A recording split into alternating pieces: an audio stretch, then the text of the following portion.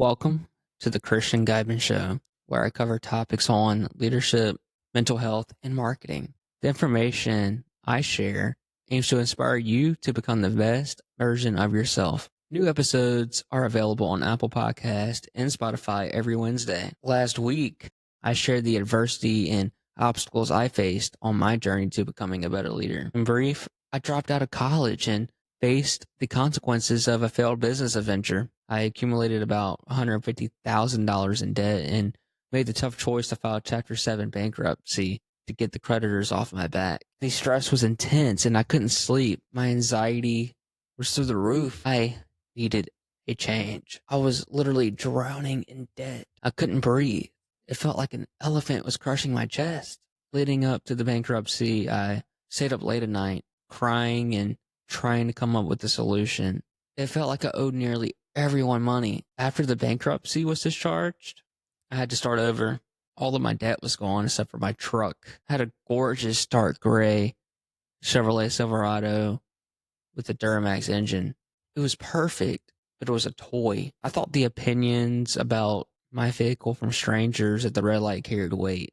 Boy, I was wrong. I ultimately used the excuse of, I work hard. I deserve nice things, to justify making the irrational decision to trade in my vehicle. I was keeping up with the Joneses. I deserved the nice things, remember? It was rinse and repeat as I kept training up to try and trick people into thinking I am someone I'm not. It doesn't matter what others think. They don't pay your bills. I still remember my first vehicle. It was a 2007 Chevrolet Silverado. It was a single cab truck. It was white, and I remember being excited when my grandma bought it for me. She always told me to never go into debt. She said things like, you will be paying for that thing for 7 years. What would happen if you lost your job and couldn't work? Boy, oh boy, I should have listened to her. My financial world would have been way smoother. I loved that truck. As a 16-year-old with a freshly printed driver's license, it was perfect. It had no payments. That was the best part. However, it did have a 4.8 V8 engine that practically gulped down fuel. That beauty of a truck got roughly 12 miles to the gallon, but it didn't matter. I loved the way that V8 sounded when I pressed the gas a little hard. I had the money to buy the gas since I didn't know what a car payment felt like yet, and I didn't yet know what being imprisoned by these banks felt like. My grandma taught me a lot, and I will always cherish those teaching moments. She taught me how to drive. She taught me that I had to work hard to get what I wanted in life, and that's what I did. I worked 2 jobs in high school to pay for the insurance and to fund my gas. I was working for that truck. I loved that truck, and I always kept it topped off on gas, on fuel. I told you all in the last podcast that I never thought I was going to be in management or a leadership role. It was the furthest thing from my mind at that time. In high school, I was worried about making grades and working hard to excel at my job. I've done a lot of stupid things in my life, but I can say that I have never been lazy. I have always been a go-getter. I wanted to do every task to the best of my ability. I took 2 sciences and 2 maths in my senior year of high school. The one class I remember vividly is financial math. The teacher showed us a variety of Dave Ramsey videos to strengthen his lesson plan. I grasped them. I was smart with money until I got that first paycheck that came with my first leadership job. After graduation, roughly 1 year after starting the job at Zaxby's, I was approached with the opportunity to be a leader. I still wanted to be an industrial engineer, but this sounded nice as well. I was grateful that they even considered me for the job. I remember clear as day signing that offer letter with the district manager at that table. They even enticed me with an oddly specific hour, but that was a jump from the $8.50 an hour I was making before. As a crew member, I was rich. There was one stipulation involved. I had to leave all my friends at my original store and relocate to a different location. Culture was extremely different. It took some time to get accustomed to. On my first day as a leader, I showed up an hour early because I was so excited. This day would be the day that started it all for me. It was the beginning of my career in leadership. I walked into that store filled with anxiety. I was extremely nervous. I had to make a great impression. I was a new guy. I walked in, said hi, and went directly to the back to cook. That was my comfort zone. I didn't want to leave my comfort zone. I was very timid, so I stayed to myself and worked at Expo, dropped chicken fingers, and stayed busy. The general manager came back from the bank, walked around the corner, introduced himself. He was a nice guy, so I thought. He said he was glad to have me on the team and that my previous manager told him great things. I kept working the line until he said he was going out to his truck to get something. He told me to hold down the fort until he got back, that he wasn't going to be gone very long. I went back and forth from working the front of the house crew to the back of the house crew, taking orders, cleaning the lobby, to dropping chicken tenders and working Expo. I had no clue how to lead, let alone how to run a shift. I kept peeping at the clock, and he was gone for what seemed like days. He eventually came back at around closing time and said, quote, "Sorry, I fell asleep. How was everything?" I was speechless at first. Was he testing me? Did I fail? Did I pass? I remember just replying, "It went well, boss." I absorbed everything he did, and it was eventful. It was a lot. I wanted to become a better leader, but I got no help. A few weeks went by, and I grew confident in both closing and opening the restaurant by teaching myself. As I had no training, I had no leader to guide me to the right direction. I was in the kitchen one day with my general manager and a few cooks, and it got busy.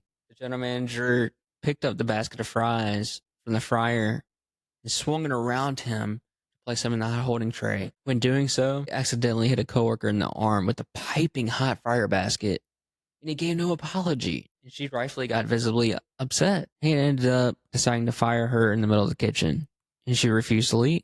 And her fiance had to drag her out of the store. I was shaking. I was scared. My anxiety was through the roof. My body sounded that alarm. This was an intense moment for me, but it was a tense moment for all of us. I told myself that I never want to be that type of leader. No, I sought to lead with empathy. This type of behavior from my leader continued to occur.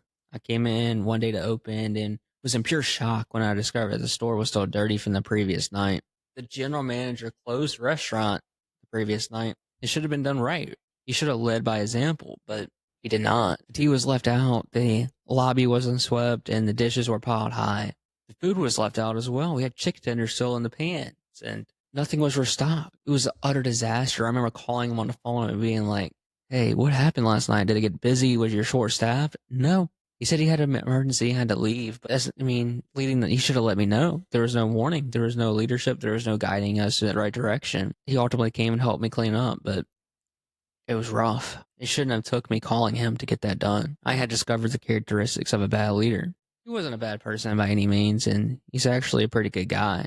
He's caring and kind, but when it came to a high-stress environment of being a general manager and leading others, he simply let it overpower him. The regional manager visited the following week, and I remember him walking around the store with the district manager and the general manager that had made the prior mistakes. This routine store visit of him checking cleanliness and temperature logs and are we using the correct systems ended with the termination of 2 employees, the general manager and the district manager, for allowing him to continue to be in that role.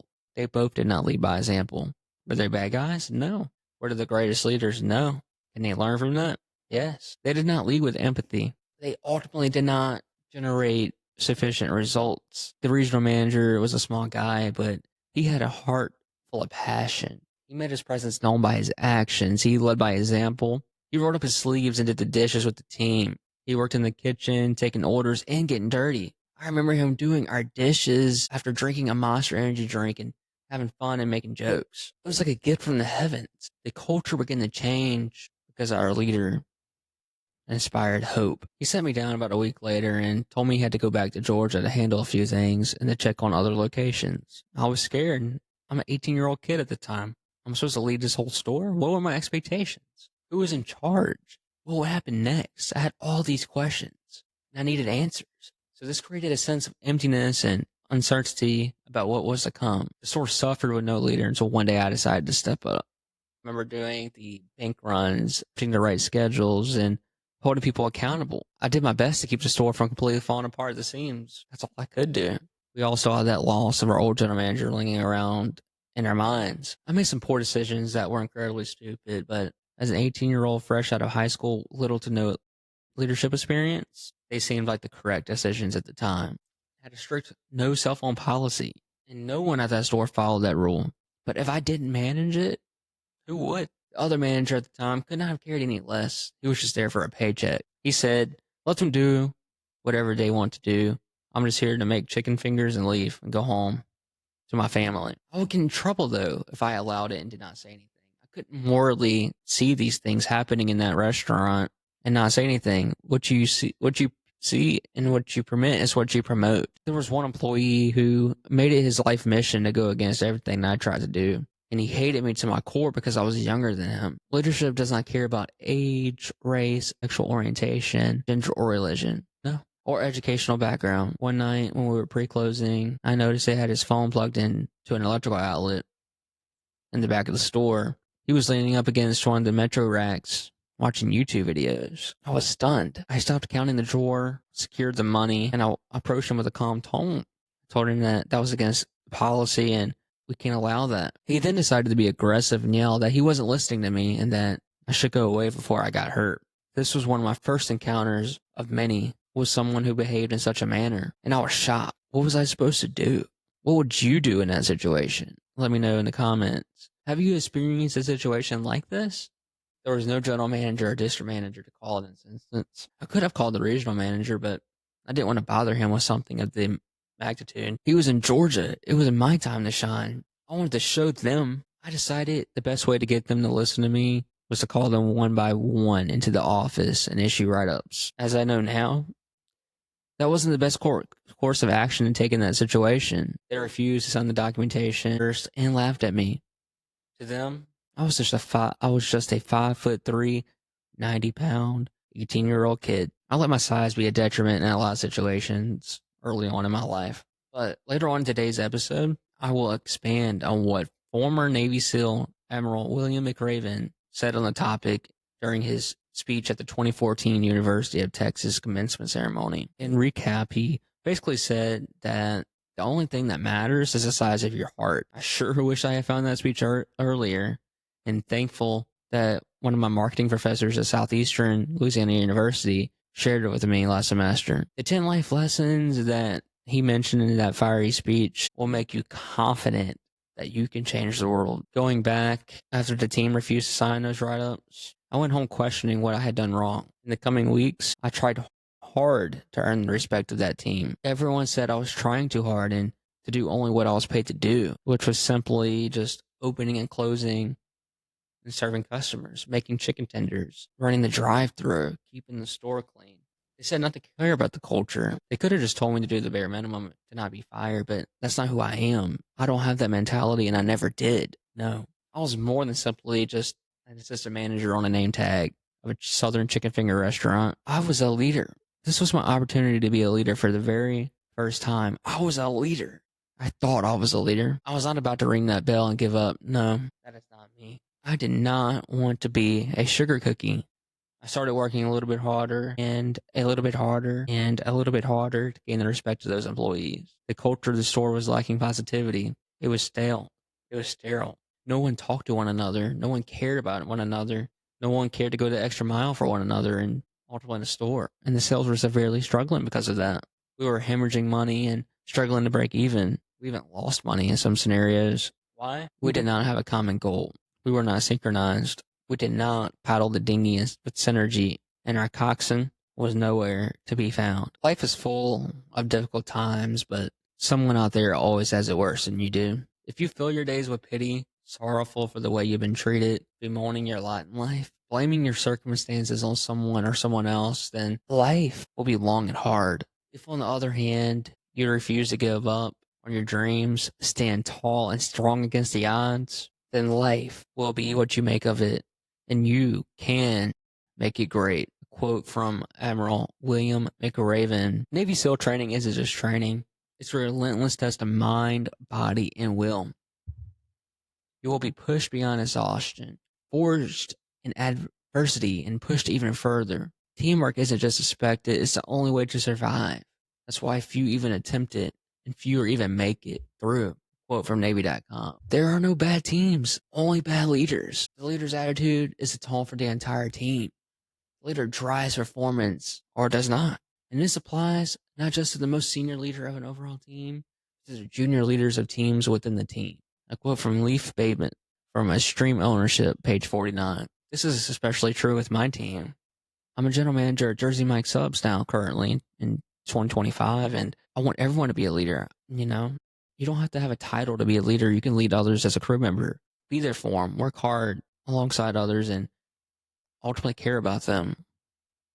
Have that good start, have that mentality, treat one another like family, and ultimately, if we do that, we have a great culture. According to an article on the Navy's website, Admiral William McRaven's professional education includes assignment to the Naval Postgraduate School, where he helped establish and was the first graduate from special operations and low intensity conflict curriculum.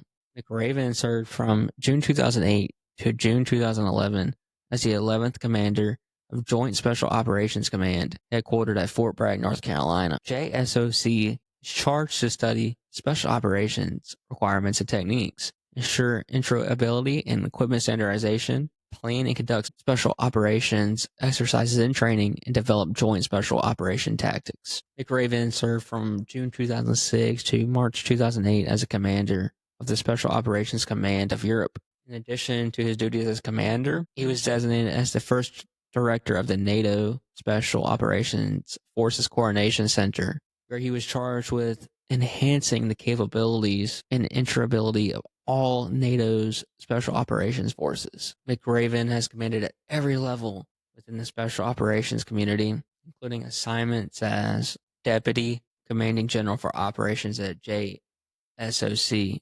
Commodore of Naval Special Warfare Group 1, Commander of SEAL Team 3, Task Group Commander in the U.S. Central Command Area of Responsibility, Task Unit Commander during Desert Storm and Iraqi Freedom and Desert Shield, Squadron Commander at Naval Special Warfare Development Group, and SEAL Platoon Commander at Underwater Demolition Team 21 and SEAL Team 4. McRaven's diverse staff and interagency experience include assignments as a Director for Strategic Planning in the Office of Combating Terrorism on the National Security Council staff, and Assessment Director at USS OCOM on the staff of the Chief of Naval Operations and the Chief of Staff at Naval Special Warfare Group 1. McRaven served his last assignment as the 9th Commander of the United States Special Operations Command. It was headquartered at MacDill Air Force Base, Florida. USS OCOM ensures the readiness of joint special operations forces and, as directed, conducts operations worldwide. Additionally, he led the raid that ultimately killed Osama bin Laden, the one responsible for the 9/11 attacks on the Twin Towers. That day will forever go on in United States history. On May 17th, 2014, he delivered a speech at the University of Texas commencement ceremony that has resonated with millions around the world. The speech has generated millions of views on YouTube, and there were equivalent comments on this speech that mentioned how it impacted them personally. He shared the 10 life lessons that he discovered during his time in the Navy, 10 life lessons that will inspire you to be great, 10 life lessons that will inspire you to change the world, 10 life lessons that will make you a better leader, and 10 life lessons that will push you to be the best version of yourself or your team. 10 life lessons that he learned from his time at Basic SEAL Training in Coronado, California. McRaven mentioned that Basic SEAL Training was incredibly difficult.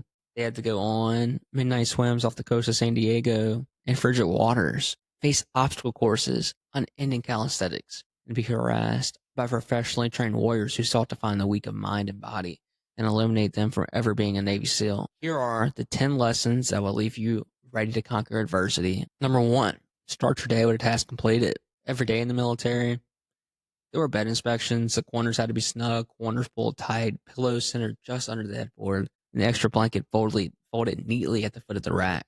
This was a simple task, but it gave a sense of pride and motivation to complete more tasks throughout the day. The first task of the day was the most important, and the first task of the day was accomplished. She had a made bed. He said that it reinforced the fact that the little things in life matter.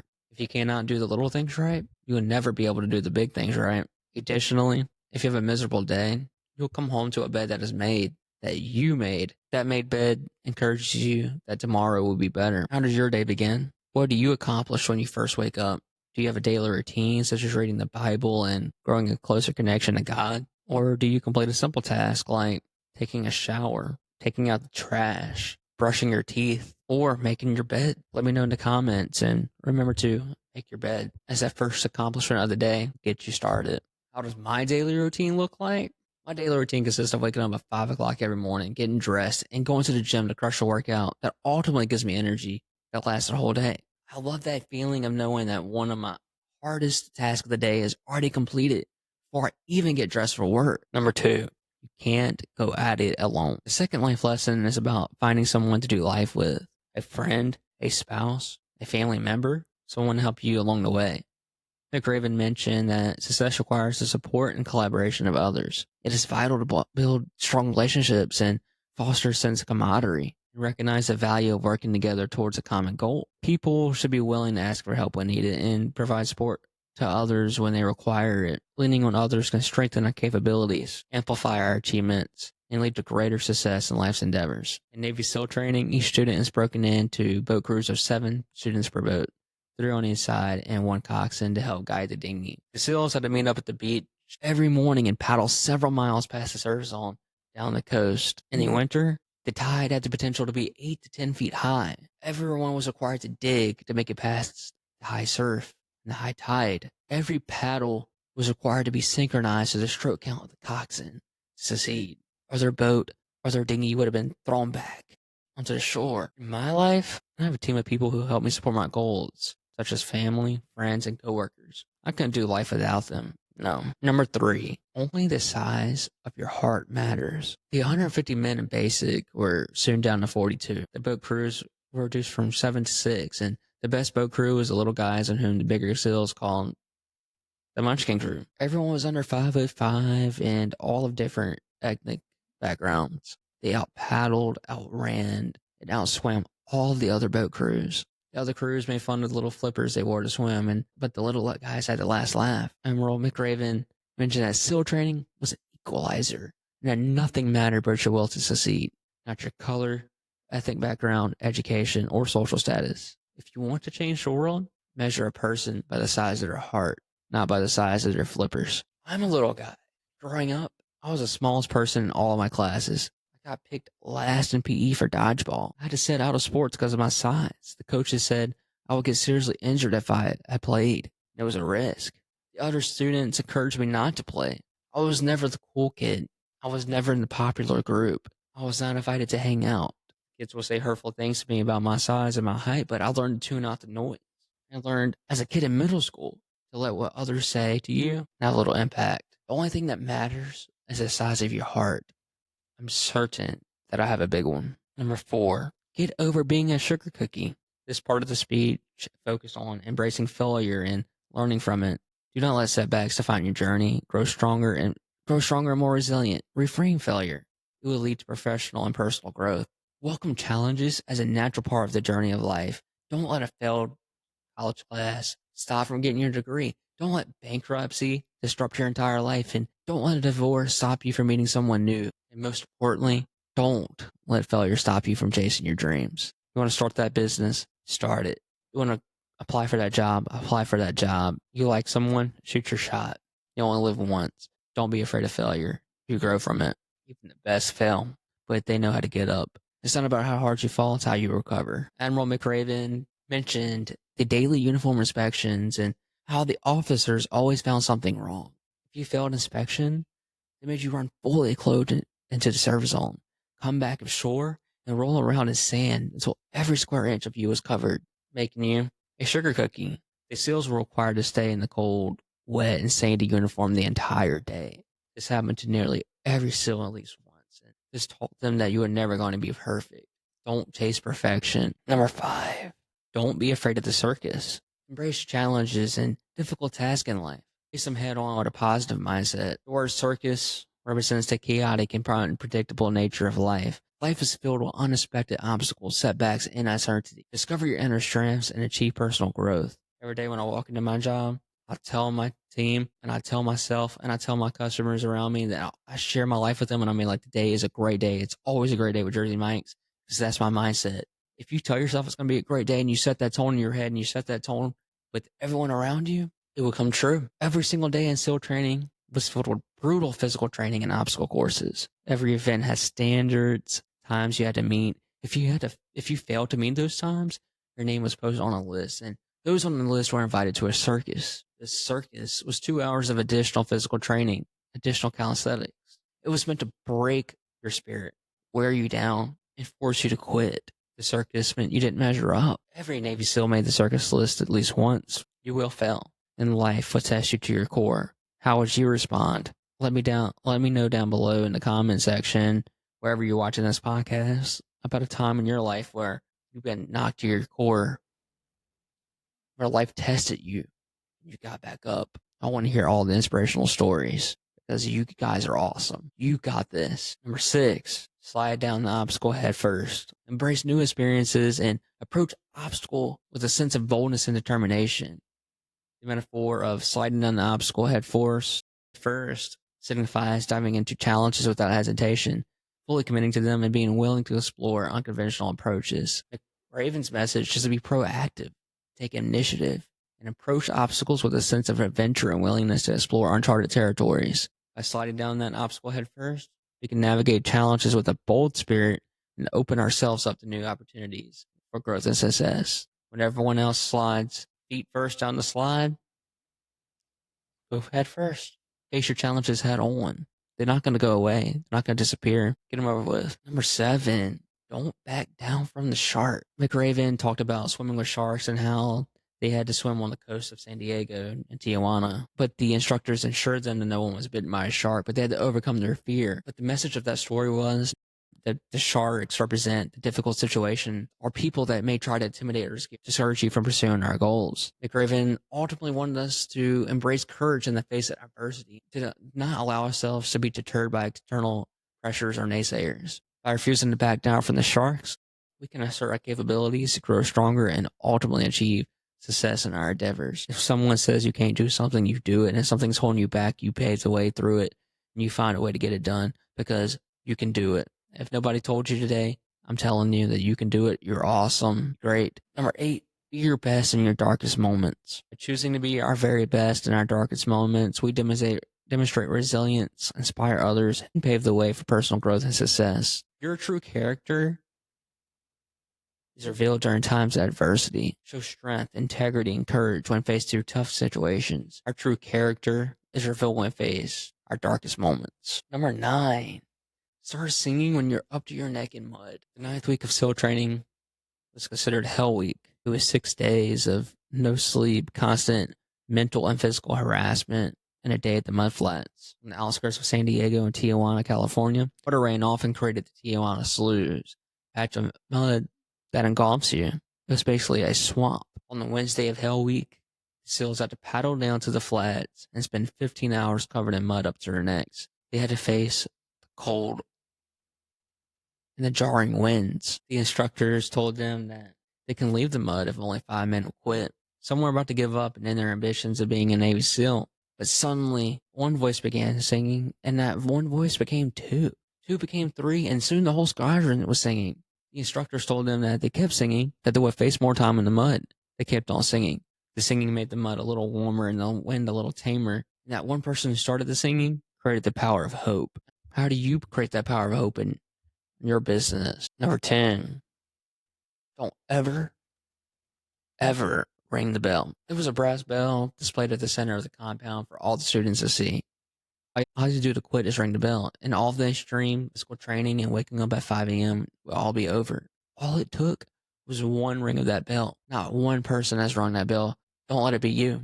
Do not quit. Do not give up. And do not ever ring that bell. Chase your dreams and do whatever you have to do to achieve them. You got this, and you can overcome adversity, and you can become the best version of yourself that you can be for your team. Thank you for listening to the Christian Guidman Show. Make sure to give this show a follow on your favorite podcast platform to stay in the loop. New episodes are released every Wednesday. Leave a comment down below on your review of this podcast and let me know what your favorite experiences of being a leader are. Where do you work? What is your role as a leader? Who do you lead? I want to know it all. I want to hear all of your stories. Give us a like on social media. We're on X, Instagrams, YouTube, TikTok, everywhere. Give us a like and a follow for more leadership topics. See you next Wednesday.